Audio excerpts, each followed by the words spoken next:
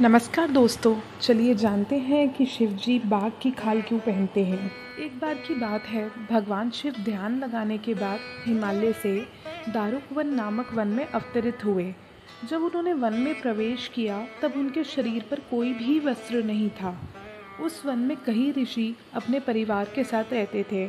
इन ऋषियों की पत्नियों ने जब शिव को दूर से देखा तो वह सब उनकी ओर आकर्षित हो गईं।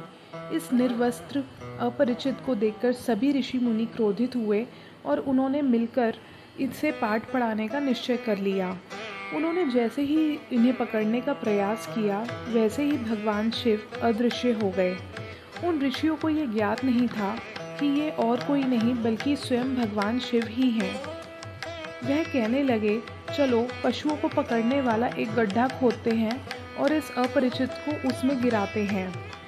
उस स्थान पर वह सारे ऋषि गड्ढा खोदने लगे और अगले दिन ऋषियों की योजना के अनुसार भगवान शिव उस गड्ढे में गिर गए। उन्हें देखकर सभी ऋषि मुनि हंसने लगे, किंतु वह अपरिचित इतना अधिक शक्तिशाली दिख रहा था कि किसी भी ऋषि ने उससे युद्ध करने का साहस नहीं दिखाया।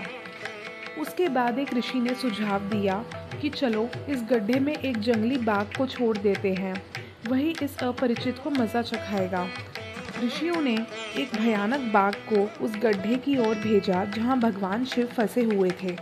जैसे ही वह बाघ उस गड्ढे में गिरा, सभी ऋषि प्रसन्न होकर चिल्लाने लगे। अब वह बाघ उस निर्वस्त्र अपरिचित के शरीर को अपना भोजन बनाएगा, उन्होंने प्रसन्न होकर कहा। किंतु जब उस अपरिचित ने उस बाघ का वध कर दिया और उसके शव पर खड़ा हो गया, तब सभी ऋषि अपने प्राण बचाते हुए वहां से भाग खड़े हुए। सभी ऋषि यह देखकर और भी अधिक भयभीत हो गए कि उस अपरिचित ने अब उस बाघ की खाल को अपने शरीर पर धारण कर लिया है। भयभीत ऋषियों ने यह सोचा कि ये एक साधारण मनुष्य तो हो ही नहीं सकता। शिव पुराण की कथा के अनुसार ऐसा कहा जाता है कि तभी से भगवान शिव बाघ की खाल पहने हुए हैं।